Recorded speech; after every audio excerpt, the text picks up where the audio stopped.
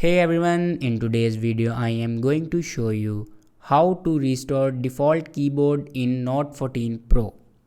So let's start the video. First of all, open settings. In settings, scroll down in last and then click on additional settings. After clicking on additional settings, scroll down and click on languages and input, and then click on manage keyboards.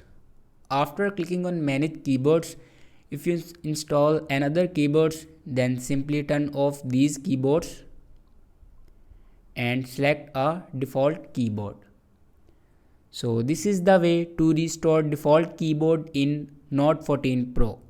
I hope this video is helpful for you. Thanks for watching.